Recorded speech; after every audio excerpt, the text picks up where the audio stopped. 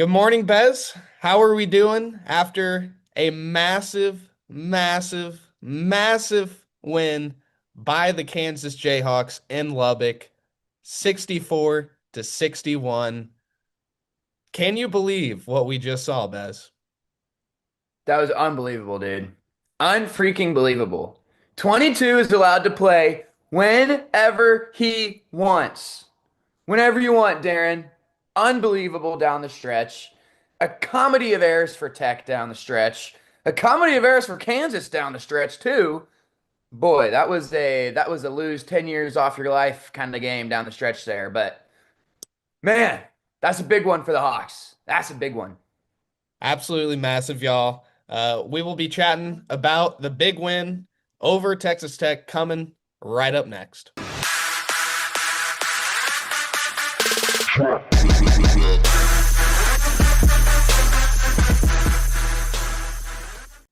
All right, Bez. We said it 64 to 61. The Jayhawks beat Texas Tech in Lubbock. The Hawks now have back-to-back wins over top 15 teams.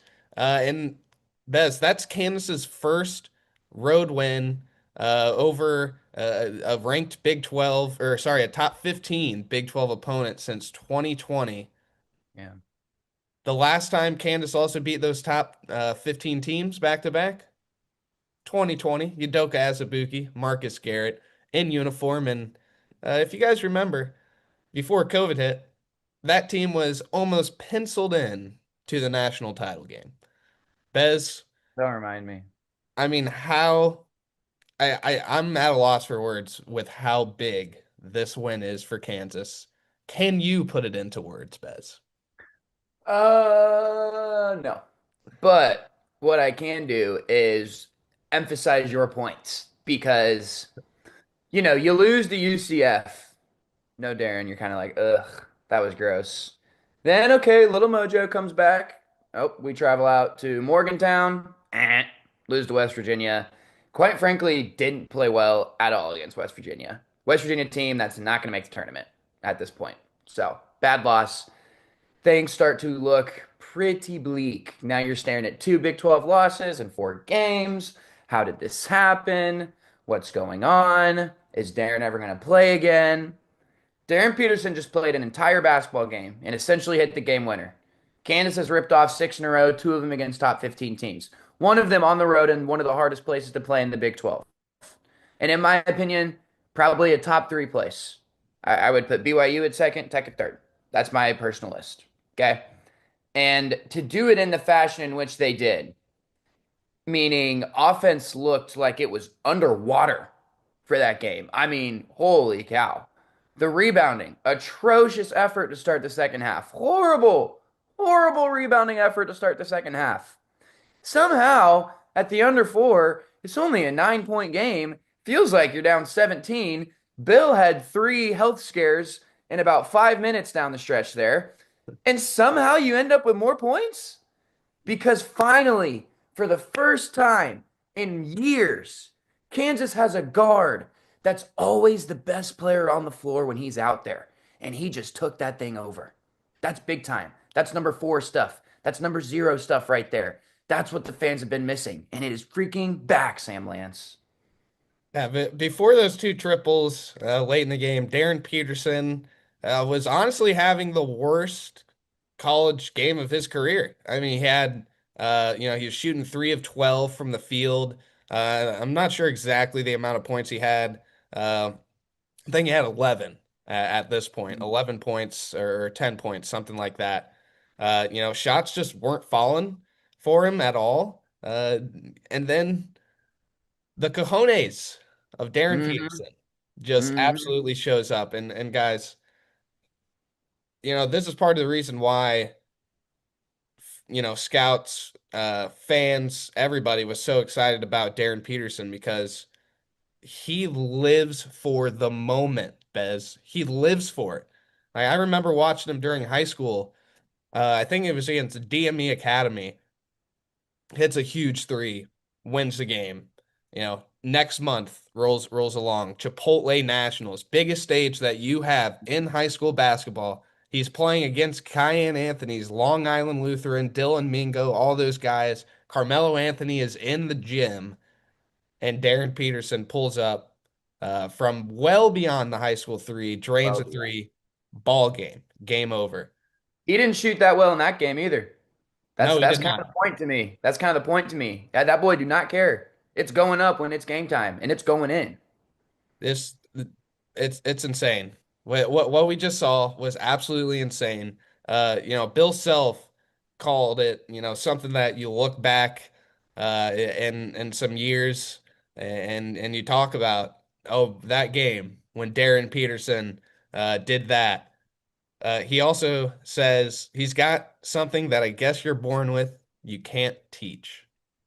He's just got an unbelievable ability to raise his level when it counts most, and that's what he did tonight. Folks, that is just Darryn freaking Peterson. I'm telling you right now, that is him.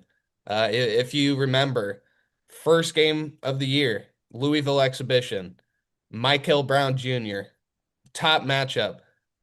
What did Darryn do in that game? Goes completely off, and I'm pretty, if I remember correctly, he's like yelling at Michael like, you can't guard me, you cannot stop me. And then we saw against BYU, his legs didn't hold up in the second half of either of these games. We saw against BYU, just comes out against AJ and is an absolute killer. Like, this is what Darryn Peterson lives for, and it's why everybody has wanted him to get healthy. And Bez, 35 minutes, season high. I'm not going to say I called it on the pod yesterday, but I called it on the podcast yesterday. I knew Peterson was playing. I knew he was getting through the game, and he got through a game. It's incredible to see, and I really do think that a lot of this cramping, whatnot, is behind Kansas. I think we're going to start seeing a lot of these types of games from Darryn Peterson. Yeah, it's almost like the short break was actually good for him, right? There wasn't enough time for all the muscles to reset back to the spot they've been bothering him. Um, and it's all I've seen a lot of people like just bring him in the second half. Like, no, he needs that first half to like get his blood pumping and his muscles moving when you're really dealing with cramps. Like the best way to not cramp is to move around. So I'm glad that he was just able to get through a game. Like, oh my gosh, that was because you were kind of waiting for it, right? It goes to the under 16 timeout, and I think everybody and their mom's like, all right, Darren's not coming back out after this. That's what Comes everybody was back, tweeting. Yep. yep, he's on the bench. I'm like, maybe he comes back right before the under 12. Maybe they just sit him this whole 4 minutes, get him in at the next TV timeout. And then he came back in pretty quick. And then he didn't sit back down the rest of the game. Didn't sit back down. And you're almost waiting 6 minutes left, 5.5 minutes left, 4 minutes left. He You're only like, had when's two shot attempts in the second dude? half, Bez. He was like hiding. I didn't know. I don't think he was 100% healthy still, but I think he was good enough to be able to be out there and hit shots if they needed him to, but they didn't need him to for a good stretch. Melvin had a couple nice takes. Trey was kind of all over the place. We can talk about that. Tiller was playing aggressive in the second half, but he still didn't look 100%. Self did say after the game that he kind of agreed with you that he didn't look as explosive. Right. And Darryn said after the game though he wasn't experiencing any sort of cramping issues, which is like is that the first game that Darryn hasn't experienced that besides Colorado? I Maybe. I I believe so. So Yeah. that is just such a good sign, and I wonder how Texas Tech fans are feeling this morning, Bez, and whenever they were walking out of the arena, because man, chant, he's a pussy at the goat, Bez. Oh, he is the GOAT, dude. Gosh, that was so dumb. That was He's the such a GOAT, big bro. mistake. He's the GOAT. I mean, how many scoring titles is he gonna win in the league, bro? Like three? He's so good. What is that at the end of that game? What even was that? Why did he the audacity of him to just be like, I have literally done nothing for 20 minutes and I'm just gonna go ahead and take the two biggest shots of the Bill game. Self told him to And go then make a everybody play. was like, I mean, you can even see the bench. Like there's that slow-mo video of him taking that last one, And before he's even here, Jaden Dawson's already up like this, celebrating the shot. Jamari's already up. Marco's already up. Like it's one of those that everybody just knows is going in. It's I can't even put into words like how refreshing this is, dude, for Kansas basketball to be talked about like this again. Like this is how it always was when we were growing up, dude. This every year it was like this. They would always win the close games. They always had a guy to hit the big shots, whether it was a guard or a Thomas Robinson or a wing, a Wiggins, a Josh Jackson. It didn't matter. There was always a guy out there that could do it. There hasn't been a guy out there since Ochai, at least, right? And even Ochai is not really his own shot creator. But Darryn, man, it's just nice, dude. It's nice. That's a top 10 team in the country right there. Maybe a top 5 team in the country right there. And what that tells me about Darryn, all this draft stock crap, bro, that I know we said it yesterday on the pod that the BYU game solidified it. But dude, to go into an environment like that and step up in that way, the NBA away games are the same as your home games. There's no environment, there's no crowd. That's what I'm looking for in a prospect. If you can do that in that environment, yeah, I'm pretty sure you can handle the freaking t-shirt cannon with 12,000 people there in freaking Charlotte. I think you'll be all right. I think you'll be okay, Darryn. That was big time. Yeah. And I loved his reaction, to the chance as well. Stone cold. He just kind Stone. of, gave a little smile, and it looked like a quick little kind of nod to one of his teammates, almost as to say, well, watch this, folks. Oops. Watch this. And yeah, Texas Tech fans are probably going to regret that for a while. Bez, Kansas was down 57-47 with 8:25 to play. How many times over the last 2 years did Kansas get in this position like that and just completely fold? Like since we started this podcast, those Kansas teams would not have won this game. Would No, have probably lost this game by 20 plus points easily. whenever, you get down 57-47 with 8:25 to play. But this team, no. Melvin, I mean, that three by Melvin, Mhm. right after that was huge. But man, that layup, that Bucky, Yep. that he got late, I think there's like 4 minutes ish left. Yep. Before this, Kansas had like so many opportunities to cut the lead and then just didn't do it. And then Melvin finally gets that layup to go. Then Trey White tries to draw the foul and just throws up a wild shot, hits off the backboard. And then Flory, man, that play that Bill Self designed, Yep. to get it Yep. to Tiller in the high post and lob it up to Flory. It was phenomenal. And then Darryn Peterson takes care of the rest, ties the game, wins the game. Absolutely incredible. Bez, here's where I want to move next. Tell me why, right now, Flory Bidunga is the National Defensive Player of the Year. I mean, look, man, Texas Tech couldn't score. They're one of the best offensive teams in the country. And JT, I know he had 2 fouls. I get it. Still finished the first Five of half with 2 points. 18. 5 of 18, Bez. I mean, You can have as many fouls as you want. You shoot 5 of 18. A Flor guy that Flory's talented tough to score over, dude. Once he got more comfortable in PNR, man, he just blows everything up. And the on-ball stuff with him, we talked about it yesterday. How is a guy like him even able to guard a guy like AJ? Like he's not supposed to be able to move like that. And he was. And then you go to last night. I mean, the difference in assignment from AJ Dybans to JT Toppin, is insane. both elite players, but they couldn't be more different. And he went from A to B and was elite and elite. Boom, boom, back to back. Post defense, straight up. I'm bodying you. I mean, JT couldn't get position. I think he got deep on Flory maybe one time to start the second half. Maybe one time. And I think he still missed that turnaround when he did. And shout out to Bryson, too. Bryson was right there in his grill the whole night, right next to Flory. I mean, those two guys, they shut everything down.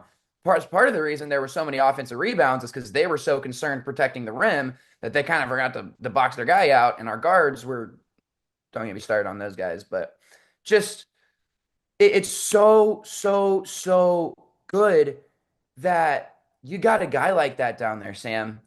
Because even if you play elite guards, they want to finish like you watch Fears for Michigan State, right? That guy wants to get to the rim. Flory's not. Flory's blowing all that up, blowing all that up. Now we just watched him against AJ. Man, he can slide his feet with any wing in the country. We just watched him against Toppin. That's the best probably scoring big man in the country. 5 of 18. Flory Bidunga is Bez, national defensive player of the year.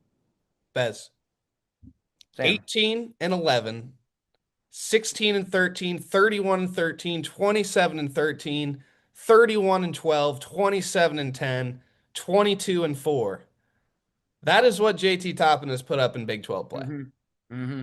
Kansas held him to 10 and 6. Mm-hmm. 10 and 6. 5 of 18 shooting. This was the second worst adjusted offensive efficiency of the season for Texas Tech per Torvik.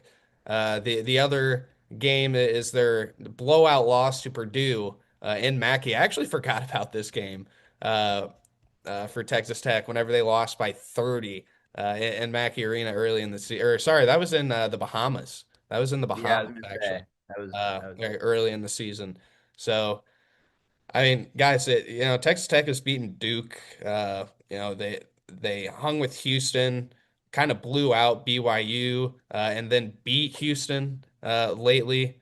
But obviously fallen the UCF. But Texas Tech, in my mind, is one of those top 10 to 15 teams that can win it all. That can make a great. Final Four. And yeah, Kansas is in that first half kind of punked them a little bit, I would say. And then obviously their offensive rebounding, kind of took off there in the second half of man. And it's just such a massive win for the Big 12 standings. You walk in, 6-2 versus 6-2. Bez, it's just so big. Jayhawks are 17-5 now, 7-2. Uh, you got Arizona coming in. By the way, that Utah game, maybe the biggest trap game of all time. I don't Uh, even want to think about that right now. but Just sits yeah, there. Just sits there. Dude, let's give a little flowers to Grant McCaslin, man. Finds out 5 minutes before tip that his second best player in All American's not going to play. yep, And Tech just kind of looked lost in the first half. And clearly at halftime, the message was, hey, we're winning this on energy and effort. That's the only way we're going to beat this team tonight. So we better hit the glass hard. And so that was in Kansas had to readjust to that coming out of the tunnel for the second half. But yeah, shout out to Tech, man. That team is good. I mean, you're without. I mean, Christian Anderson does so much for them. Like, obviously, he's an elite shooter. Like, I think he can play in the NBA just based off of his offensive skill set. But they also needed a point guard down the stretch, Sam. They needed a point guard out there. They didn't have him. He was sick. He was sitting on the sideline.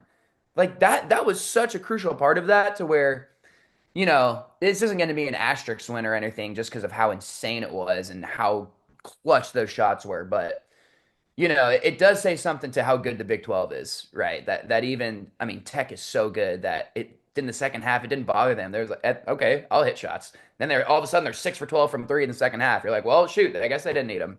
But yeah, love this conference. Love it. Love it. Love it. yeah. Trey White, at the end of the game, Bez, I didn't see the play. Because I was too busy. I'm pretty sure I called you after Darren's shots, and you Yeah. didn't answer at Good. first. But I called my other The friend game's still as going on, well. bud. Like I just needed to like yell at somebody about what I just saw. Um, but then that was like I was yelling at my friend on the phone during the Trey White turnover. Can you walk me through what happened there? I I if one of my sixth grade girls did that, Sam, I would have spiked my clipboard and broke it in half. Sixth grade girl, if she would have done that, I would have maybe retired. Okay. What the hell is going on, Trey? Is he That gambling? What are we doing? I mean, that was unbelievable. Twice. He had both turnovers. The one in the front court though. I mean, you got it across. There's shot clocks off. You're winning. Just take care of the damn ball. What was What did he he do? What did he doing? do? He tossed it to Texas Tech, just gave it to him. I think somebody was cutting through the middle, and I think he was trying to give him a bounce pass. But obviously they weren't looking because we were trying to run down the clock. Just handle the ball. I don't know why Peterson passed it. Foul that guy.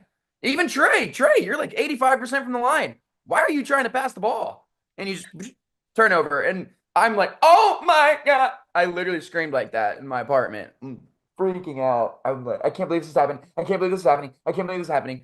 And then you get the rebound, and then he does it again. What is going on? Oh my gosh, that was ridiculous. That was probably one of Trey White's worst games recently, and he still puts up 10 and 6, is 4 or 6 from the field, hits a three, hits one of the biggest shots of the game. And man, there were a couple plays from Trey that were definitely a little bit head scratching. Uh, and anything else we got on this game, Bez? And my gosh, Uniforms, gorgeous. yes. Keep wearing those puppies. That's something we don't talk about, but I mean, who's doing uniforms better than Kansas right now? Nobody. Dude, we've been putting out some just gorgeous sets this year.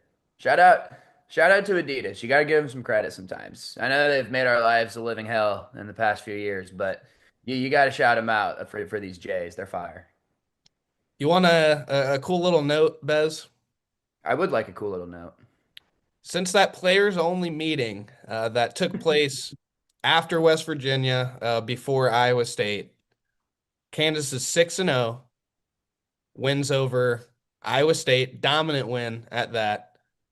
We're gonna call BYU a dominant win because I do think if Peterson plays in the second half, that game stays I'm cool with that.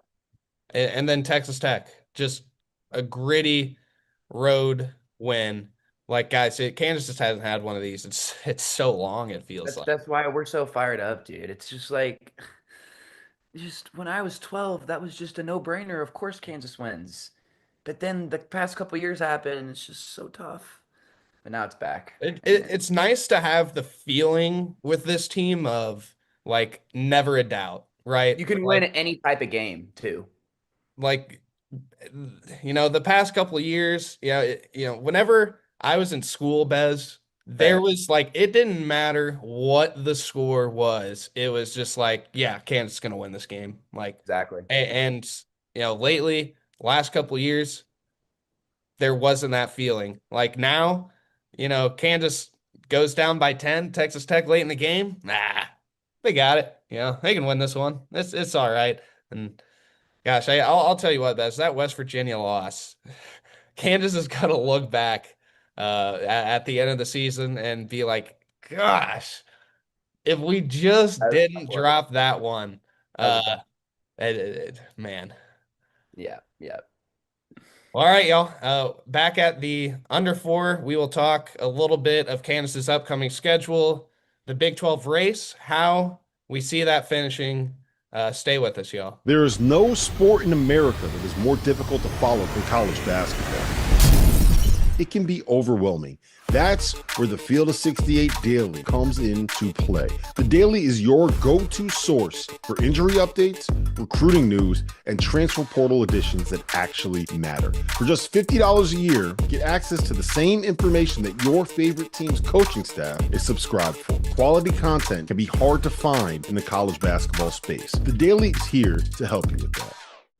All right, everybody, welcome back to The Hum, a Kansas Hoops podcast via the Field of 68. Sam Lance and Jackson Bezdek here with you. Bez, last night, that win gives Kansas 5 quad 1A wins. Tennessee at NC State, Iowa State, BYU at Tech. That is now tied with Arizona, Duke, and Illinois for the most in the country.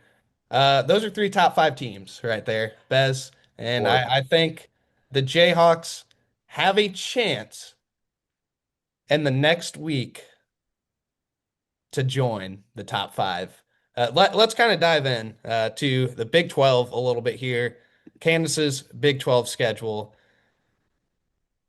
It's a massive, massive, massive next 2 games for the Jayhawks because you get Utah at home, which should be emphasis on should be an easy win. Inside Allen Fieldhouse.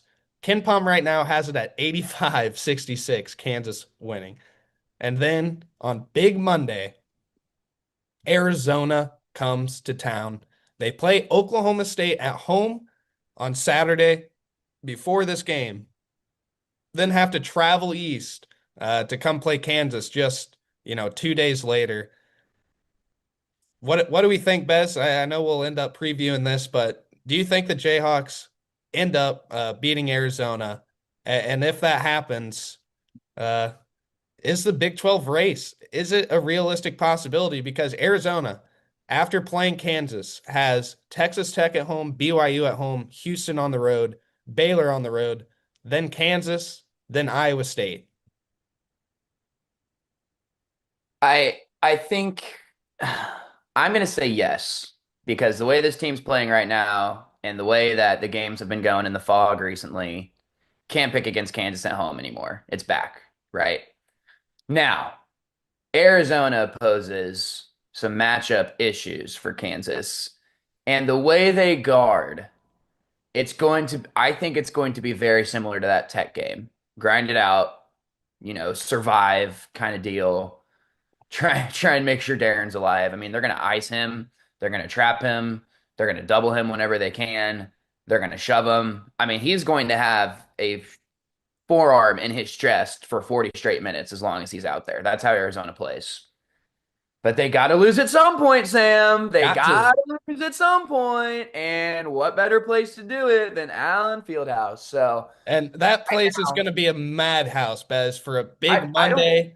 Number yeah. one team in the country coming to town. Like, I think it actually might blow BYU out of the water in terms of just the raw, That's what I'm saying, bro. Like anytime there's a game that's like it's the biggest game in the field house, I'm like, there's gonna be another biggest game in like 3 weeks or next year or in a month. Like there's always gonna be a massive game here. It always cracks me up. But yeah, man, like and then to go back to the Big 12 race, I don't care what happens against Utah. I don't care if we win by 4, I don't care if we win by 40. My prediction stays the same. Kansas is gonna come out, they're gonna beat Arizona in a grinded out 72-66 type of fashion. So now that leaves, I don't think Arizona wins the Big 12. I think it's between Kansas, Houston, and Iowa State. And the reason I say Kansas, Iowa State, and Houston, Kansas still has to play both of them in Ames and at home against Houston. So it'll depend on. I think it's Houston's to lose, and I know they're not in first place. It's obviously Arizona's to lose, but I'm Arizona's with schedule you. coming up, it's just too hard. I just really don't see how you come out of that with just one loss. And if you do, I'll crown you the Big 12 champ right away. Yes, sir. You guys got it. Good for you, right? But also, Houston has been very vulnerable at times this year, which you haven't really seen in the past couple of these Kelvin Sampson teams. They'd lose, yeah, but it was like one Big 12 loss, two Big 12 losses. I could see how they could slip up in that moment. But even last weekend, like at Tech, that's a game they've won the past couple of years, right? So it really is kind of still a toss up. And there's enough teams at the top, and the league is so top heavy that, everybody, I saw some stat where it's like outside of those top five, they only have 2 losses total between those 5 teams against the rest of the conference. Like that bottom is quite bottom. So, you got K-State, Cincinnati, Arizona State. All of these top teams are just killing these bottom teams. So it's going to be like still 3, 4, or 5 losses that gets it done because they're all just going to beat up on the lower teams. And it's just going to be, okay, is Kansas going to beat Houston, Iowa State, and Arizona? If they beat all those teams, I don't see why they couldn't get it done. Yeah, right. Houston has BYU on the road, Iowa State on the road, home game against Arizona, Kansas on the road. And I think those are kind of the 4 games left that Houston has a chance to lose. Let's Mm. say they drop 2 of those. That's 3 conference losses. I'm gonna go with Houston finishes with 3 conference losses. Then you got Arizona. I think the at Kansas and then at Houston is there 2 losses. So that's 2. That would mean Kansas is probably gonna have to run the table to win the Big 12 now. I don't think that is going to happen, but I honestly don't think it's too out of the realm of the possibilities. At Arizona is going to be the toughest test. At Iowa State obviously isn't going to be easy, but I think Kansas could manage to go. What would that be? One, two, 8-1 to end the year. You can. If you win all the games you're favored in and you steal one in Hilton or in Tucson, you're in good shape, man. And that's a two seed, by the way, minimum. Yeah. But I'm afraid though that still, won't be good to win the Big 12. I think Arizona, I think Arizona's gonna end up walking away with it, but I Dude, that win, I just don't know how they respond after losses. Like that's kind of the thing with these undefeated teams is that I don't know if they're lose one team, okay, we were kind of good that that happened to us. Now the monkey's off the back, let's just play. Or if that's a, oh man, we did all of this work, we just crumbled. Now they stumble into losing 3 out of 4. We don't know what team they are. And they have the schedule to be the latter of they can theoretically lose 3 out of those 4 games if they lose one. We'll see. We'll see. I'm gonna go Arizona, then Kansas, then Houston, then Iowa State, then Tech for the Big 12 finish. And then BYU, UCF, I think we'll end up tying. That top seven, man, has turned up to be pretty darn good. Mm-hmm. Anything else, Bez, before we get out of here? Taylor Kinney, recognized as a McDonald's All-American, and then Stokes, of course, he's the #1 player in the class, also McDonald's All-American. And Candace is on kind of commitment watch for Stokes here now, hearing really good things about Stokes and Bez. I think your girls ended up doing pretty Dude, well. All Iowa Attack produced 3 McDonald's All-American girls this year. 3 from one program. My little program here names. Not mine, but the one I work for. 3 All-Americans. And we have a lot of, great alumni hooping in college right now. KK Arnold, UConn's point guard. They're never going to lose. She's going to be back-to-back national champ. Shout out to her. Caitlin, obviously. Multiple girls Who? averaging.